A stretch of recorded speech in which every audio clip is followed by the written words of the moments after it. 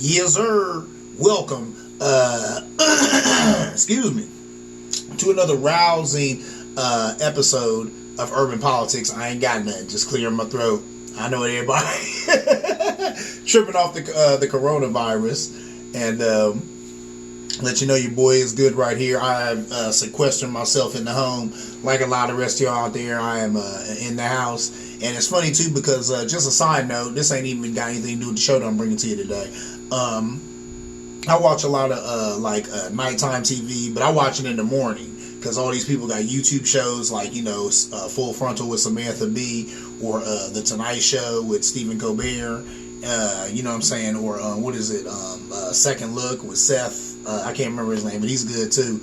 So I watch all that stuff in the morning on my phone, and it's interesting because all these people, like, they don't have a studio audience right now because everybody's tripping off this virus, so they're at home and they're doing shows that look a lot like mine. Like, you'll just see them in a room somewhere or whatever, and they look like they're doing it on their phone, and the quality is low budget too. And it's interesting because you're like, these are people who work for huge networks, but right now everybody's in their home, so they don't have the access to that huge network. But they still been able to pull off shows, and some of the shows are still interesting. I'm not gonna lie, it does take away something when you don't have that studio audience. And I can understand why they have the ratings they have and I have the viewership that I have, because it's something about when you got a studio audience there and then you got those graphics and all that. And a lot of them, even without the studio audience, they still got the graphics, and that's cool. And I've done that before too, and that's boosted viewership around here. But it's something about having that studio audience and that whole vibe. When you ain't got that, it takes something away from the show big time. It really does. So I just say that to say, and that's no fault of theirs. That's, due to what's going on right now. It's a crisis. It's a pandemic turning into an epidemic, but we'll deal with that later. But it is what it is. So my heart goes out to them. But it's interesting to catch, some of these shows. John Oliver. I said John Oliver. No, Trevor Noah. See, that's taking you back in the day. If you've been watching The Daily Show as long as I have, you remember John Oliver was on it. But right now, Trevor Noah, the brother from South Africa, he's doing it from his house. And I mean, that is what it is. They're making the best of a bad situation, and it ain't bad. The show is still good. They just don't have that studio audience, which is no fault of theirs. So, there goes that. Moving on, let's go ahead and get into my show, Urban Politics. I thank you for getting up with Urban Politics. It's been a minute since I came to you. I've been dealing with my own stuff, man. I got a job. I got a woman, I got a baby, I got things I gotta do. You know what I'm saying? So I'm here, I'm there, I'm everywhere.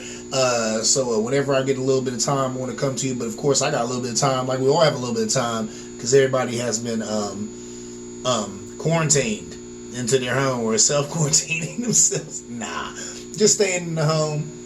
It's a good idea. They talking about flattening the curve. I feel that. They're like, if we do this now, it'll make it better in the future. There won't be hospitals getting flooded with people who have coronavirus, and then other people who need help from the hospital can't get treated because of coronavirus. People getting treated first, and then they can take a chance of getting hurt or dying or whatever because they don't get the medical care that they need. I feel that, so we're doing this right now to flatten that curve. You've heard it. I've heard it. That is what it is. We'll talk about that later. This is Urban Politics.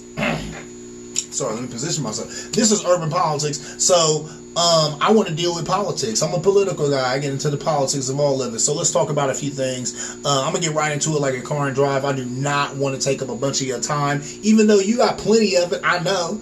You're bored to tears like everybody else. It is what it is. Listen to some good music. I ain't been bored.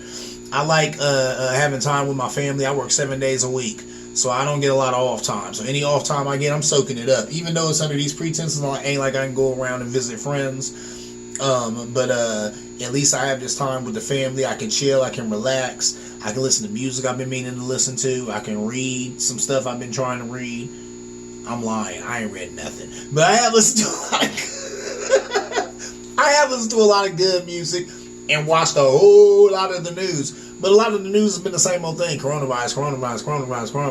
And I understand it's killing people and it's a scourge that's hitting America. But geez, can hear a little politics. So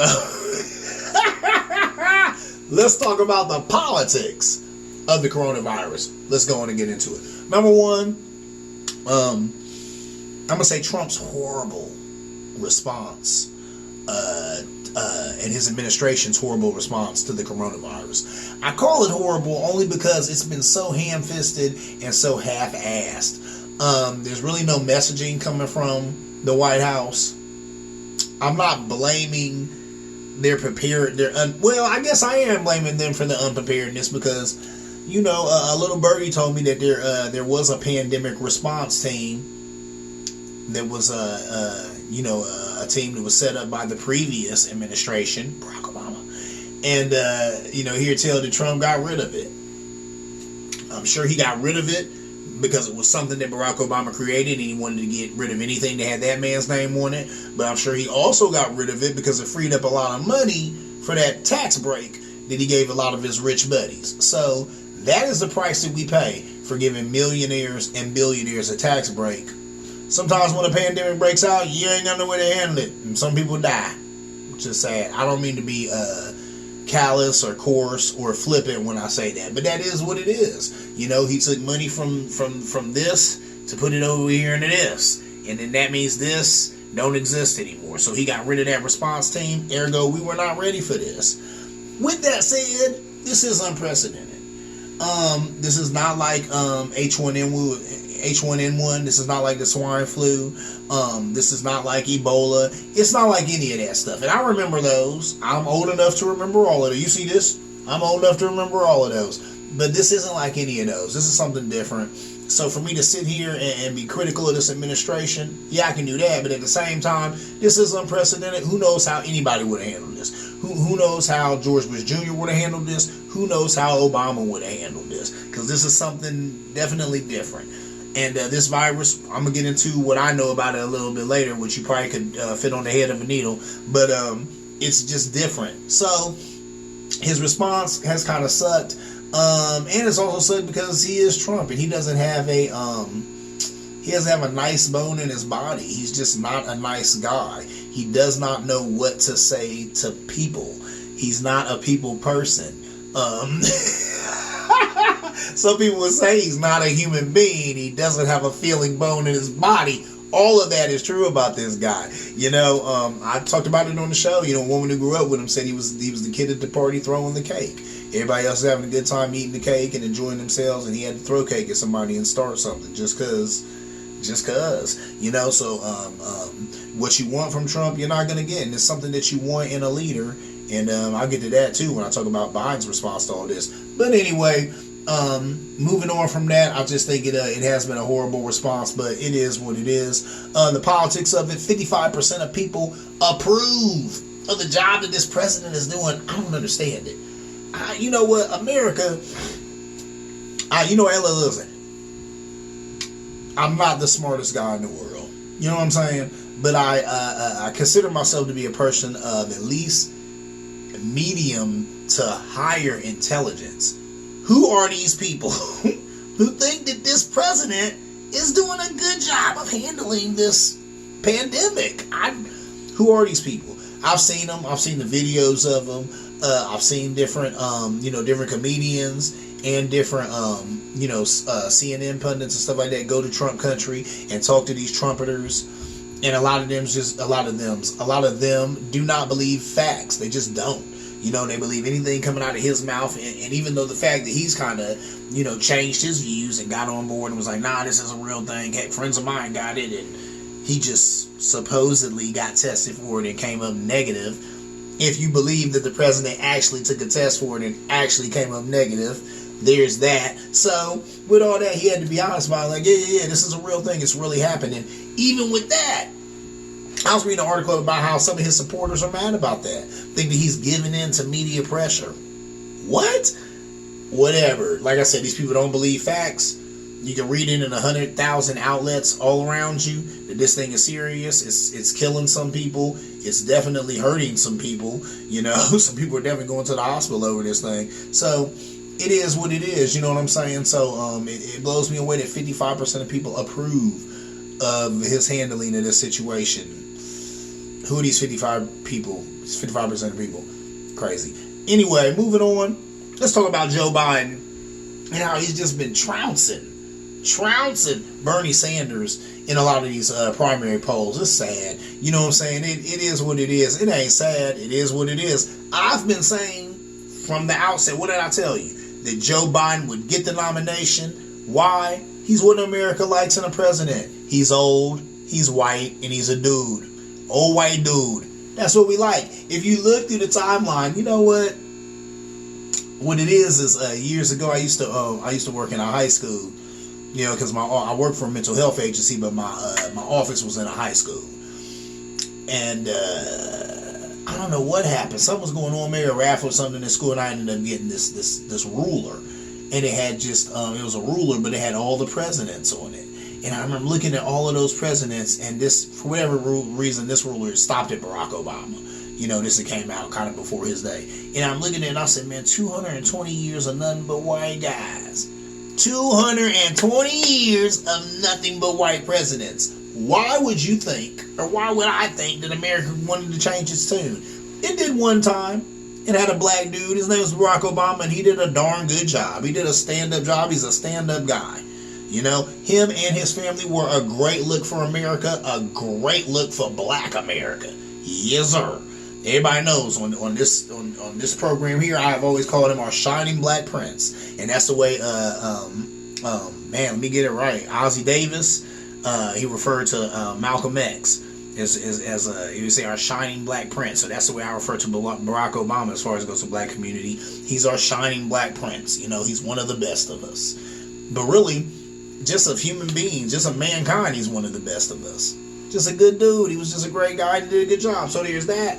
With that said, that's probably the reason Joe Biden is that is the reason Joe Biden is killing Bernie Sanders, just because of his proximity to Barack Obama. Now, there was a time when I was thinking, yeah, that's the reason that Joe Biden is killing them with black people. You know, I'm seeing that, or killing it with black people, because black people are like, oh, he used to work for Barack Obama, and he was cool with Barack Obama, and Barack Obama chose him for vice president. Man, we definitely need to give him a shot, bro. He was down with Barack. That's Barack's boy. I hear that. I agree with that. But guess what? There's tons of white folk who are saying the same thing right now. They say the same thing. Man, we love it when Barack Obama was president. These were better times. And you know what? The dude who worked for him, Joe Biden, he'll carry on that legacy. It'll be about the same as it was with him in there. Going to put Joe in there. Going to put him in there, man, just so we can get back to some normalcy. I don't like all his policies. I don't like all the gaffes. I don't like how he's talking about corn pop and all this other stupid madness. But guess what? This guy's a normal politician. We can get back to some normalcy in the White House. So how about that? So with that said, Joe Biden is killing Bernie Sanders. Bernie, he's salty. I'm praying right now at this point, so there is no path for Bernie. That's not happening. But Bernie is kind of, it seems like he's just staying in there just to make sure that his policies, stuff like that, stay relevant. And people still thinking about him and stuff like that. Thinking about his policies, not necessarily him. It is what it is. That's cool, because a lot of the stuff that he started the last time he was running is still stuff that we're adopting today. The $15 an hour minimum wage, that was Bernie Sanders. Free college, that was Bernie Sanders. Make no mistake, that man interjected that in the party and it ain't went nowhere. God bless him for that. But how about this? This is going to Joe. It's cool. It is what it is. I'm just hoping that the Bernie bros and some of those ladies out there, a lot of them young ladies who are all in for Bernie, don't just say F it and don't vote. That's the biggest thing. If a lot of these Bernie bros or these people who support Bernie Sanders do not vote, we are SOL. Trump will win. So I don't know what to say about that. And that's kind of on Joe Biden. Joe Biden's got to work his magic. He got to do whatever he got to do to get these people to come out and to get these people to understand that it's not a diss to Bernie, but, you know, it's my time to shine. I'm doing my thing. Please get behind me and support me in this takeover of a corrupt and maniacal government. Which I laugh after I say it's not a joke. But anyway, moving on.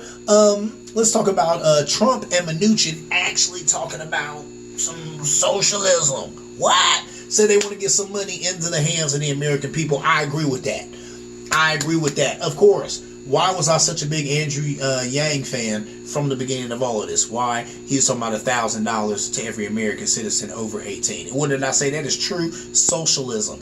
I am dying for the government to break bread with the American people. We give them all this money in tax dollars and all this other stuff. When you gonna shoot some of that back, man? When you gonna break bread with the American people? It looks like it's happening. Why? A lot of these Republican senators, their seats are coming up. That's right. There's going to be a vote on their seat, and they want to keep their jobs. So a lot of these guys, what they do, they're like, yeah, man, we got to do something to ease the financial hardship of Americans during this economically tough time. Really? When have y'all cared about the financial hardship of Americans ever? That's why it is. And it's funny, no one has said that. But I'm like, that's what's going on. A lot of these guys, their seats is up for election.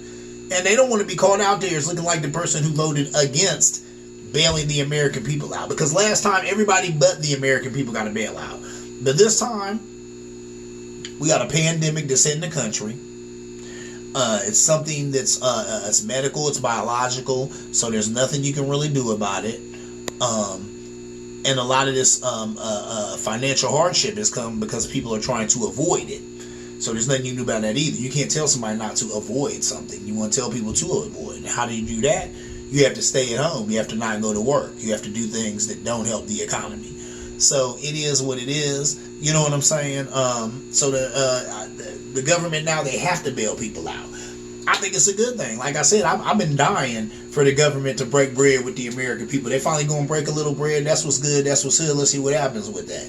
Now, I've heard all types of different things. I don't know what you've heard. I've heard this. I've heard that. I've heard that every taxpayer in the home will get a check for $1,000. Then I heard that they're going by people's income. They said if you're an individual who makes less than $70,000 a year, you'll get a check for $1,200. Then they were saying something about $1,200 to every person over 18. They were saying something about a $500 check also for every household for every child. I don't know. That'd be cool. Of course, I would love it if they gave $1,200 to every person over 18 and then $500 for every child, because that'd be some money I could really do some things with right now. So that'd be cool. And with that said, that's not a bad start. But then I hear other things too, and they were saying something about if you make under so much a year, they're only going to give you a $600 check. And then they were saying something about this $1,200 that we do get will come in the form of two different checks, two for $600. Then I heard Mnuchin saying something about this was a one-off thing. So far, we'll just see how far this goes or whatever. But he said so far it's a one-off thing. What is $1,200? And then if the government's giving it to you, they're probably going to tax it. Okay, they're going to tax it. What is $1,000? You know, what is that? I don't know about the rest of y'all, but $1,000 does not even pay 1 month's worth of bills around here. It gets close, but no. So I'm like, $1,000 is cool. But yeah, too little, too late. They need to do better than that. So that is what it is. But it will be nice to get that little injection, because there are some moves I can make with that. Some moves you can make with that. But they need to do better, man. You know what I'm saying? Come better, government. Because I'm like, anyway. Moving on. It's crazy. I seen some clips from a guy on Fox News. I ain't even got his name.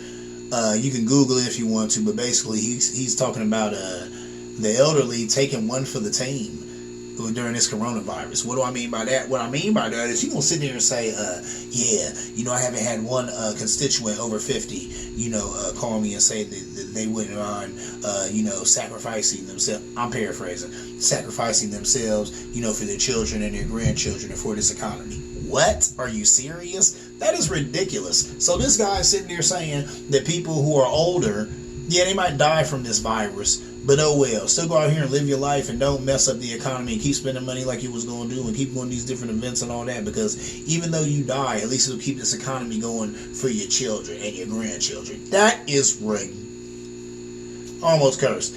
That is ridiculous. That doesn't make any... I can't believe... And that's why I said the gall and the utter audacity of the GOP. And what's funny is the dude saying this, man, it's like a 60, 70-year-old white guy.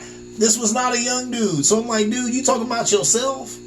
Or are you talking about other older people who don't have the money you have and who don't have the resources you have? Because that's interesting, ain't it?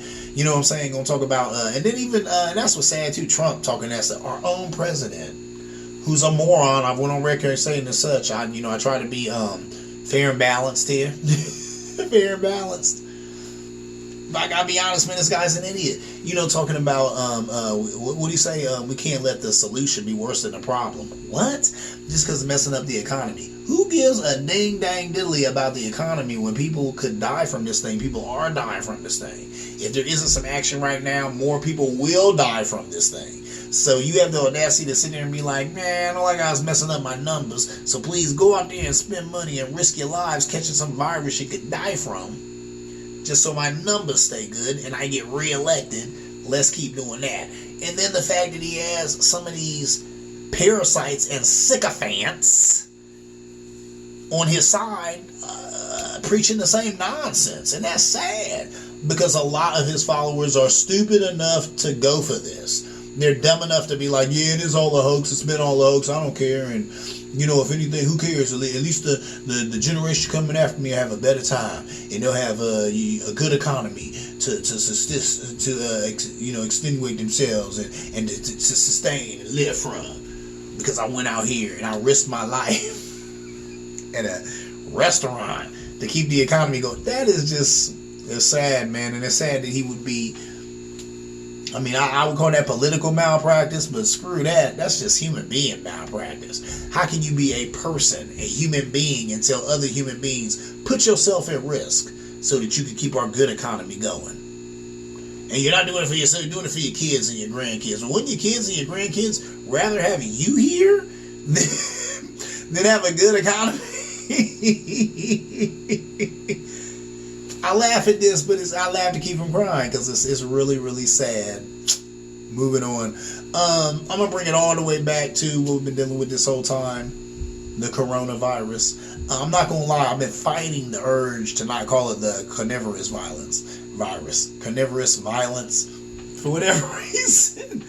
Something about this word, carnivorous. Oh my Lord, see, now I did it that time. Coronavirus. The coronavirus, when I look at it, I see carnivorous violence. I don't know why. Then I was thinking carnivorous. Well, doesn't that mean he's who's a meat eater? And I'm like, carnivorous violence, carnivorous violence. So I'm thinking maybe it's a virus that eats people. People are meat, so it's a meat-eating virus. I don't know. Is that how that's playing out in my head? I don't get it. But for whatever reason, that gives you some trouble like that. So that's why you've heard me refer to the coronavirus as the carnivorous virus. But the coronavirus, like you, some of my questions have been, how did it start? When will it be over? And what about the money? So let's go through this. I'll tell you what I know and what I think. And as always, I do this show, but I like it to be a give and take. So all this stuff I'm put out there, if you know something, if you know better than me, please holler back at your boy, because I get information from you. I get it from MSNBC and HLN and Fox News and CNN and all these other outlets too. But I also get a lot of information from you, the people. So please, you know what I'm saying? Please hit me back.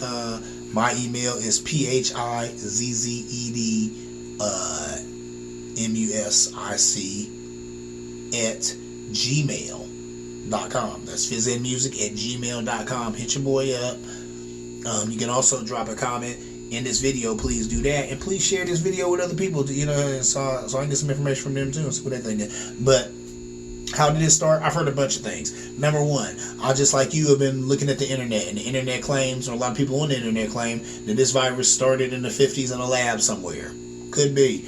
I was reading an article and they were talking about how this virus started from some guy who was researching bats in Asia somewhere, and one of the bats bit him, and then that's where it came from. I don't know. I've heard all types of different stuff about this virus. I don't know how it started. There's a bunch of stories. It's not cool that the president runs around calling it the Chinese virus. That's not cool. I mean, come on. I mean, did it originate in China? Yeah. But I mean, once again, like I said, it also sounds like it originated from a bat bite. It's called the bat bite virus. It's not cool that he draws it up to a whole sect of the population, you know, and that's and then you hear stories, you know what I'm saying, and see stuff on the internet about Asian people getting beat up because ignorant people think they have a connection to this virus. That's coming straight from the president. Nobody else wants to say it. I'm saying it, man. I'm putting it out there. That's real. When this guy running around calling it the Chinese virus, what do you think that is, man? That's a dog whistle. Beat up some Chinese people because now they done got this virus. Now, with that said, I'm not going to lie, China, I'm not giving you no passes either. They talk about how they have not been forthcoming about this virus. I seen my dad was telling me about the documentary and the dude who was trying to get the word out about this virus and he ended up dying from it and stuff like that. China's been lying about the numbers. Right now, I heard a report out of China that they haven't had any reported cases of the coronavirus in the last couple of days. That could be crap because they've been lying, and that's what China does. They got a stronghold on information. And you know what I mean? Sometimes they're not necessarily forthcoming with the information. With that said, it's still extremely racist for the president to run around calling this the Chinese virus. And that's not an accident either. And that's not him just keeping it real, just calling it where it came from. Nah, that's racist, man. And he's racist. Anyway, when will this be over? Good question. I remember going into work, and I had heard Governor DeWine, the governor of the great state of OH and a dime here, beautiful river state. He gonna say that, yeah, I want. He said I want all schools, closed by such and such a time. And then I went into school, and they told me, to the school I work in, they told me, yeah, we'll be closed by such and such a time, and we've been closed since then. So, you know what I'm saying, it is what it is. Then I get home, talk to a lot of friends of mine. My one friend, he got a couple of young daughters who were in school. He said, Ed, I see this thing going probably till August. I said, August? What? And he was like, yeah, you know how that is. He said they're going to let it in on people in spurts. They're not going to give it to you all at once. They don't want to come on the news and tell everybody that their kids is going to be at home with them for months at a time. So they're just going to come in April and then give us another story. Then they'll come on in June and give us another story. And this thing will probably go till August. Then I was hearing from people that the 2020 school year was a wrap. The kids ain't never going back. Then I remember back in the day, years ago, when I was involved with schools and the school system, and I had an office in a Columbus public school. The big push anyway was for homeschooling, or kind of like kids schooling themselves at home, not necessarily homeschooling. Like the parents don't have anything to do with it. It's a kid and a computer. So they really wanted to get out of having kids go to these brick and mortar schools, get out of that, and have maybe a computer that's set up at the kid's home. The kid will wake up in the morning, brush their teeth, will wash their face, whatever, and then boom, they go to this computer that's in their room.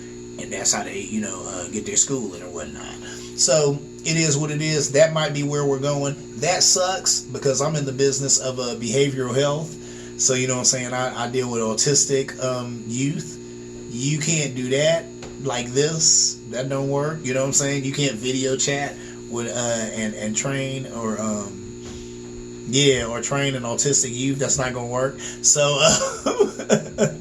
with that said, I don't know about my own, financial situation because, like I said, I work in a school with autistic kids, and we're cool till April 6th, but we'll see what happens when I get back April 6th.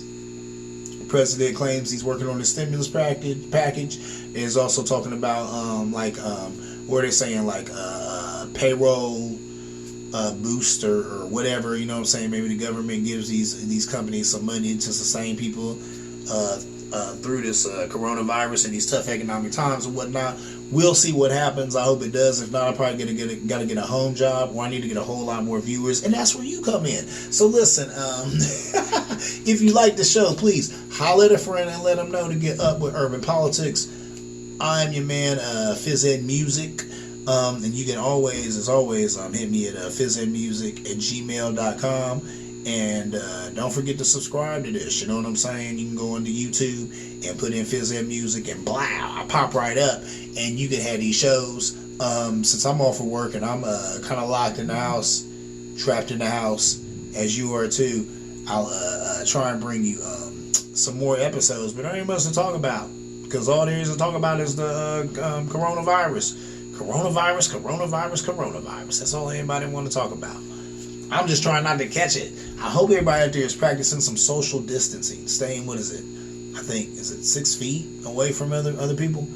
I don't know. Social distancing. Just distance yourself. Jesus Christ. Everybody just, Jesus, tap dance of Christ. Everybody just stay away from each other. That's all I got, man. Urban Politics. What can I say, man? I'm going to get up with you in a minute here. See you around like a donut. I want to holler at all my people out there who are always watching the show, always giving me encouragement to keep going on, who always keep the dialogue going. Please, you are in the pushback zone. Push back at your boy if you think I'm talking out of my or if I said something that you don't agree with, or I said something you do agree with. Let me know. You know what I'm saying? I love to hear from the people. And like I said, pass this around like I don't do that, but you know what? If you do that, pass that around like that, and get it in. You know what I'm saying? And let people know this is my dude Fizz Ed Music. This is Urban Politics from an urban point of view. Might be something you're interested in. And it's an entertaining show. So I want to thank you all. We're gonna get through this together. Please love yourselves, love each other, love one another. Try to keep your sanity while you're locked in the house with your families. I'm out.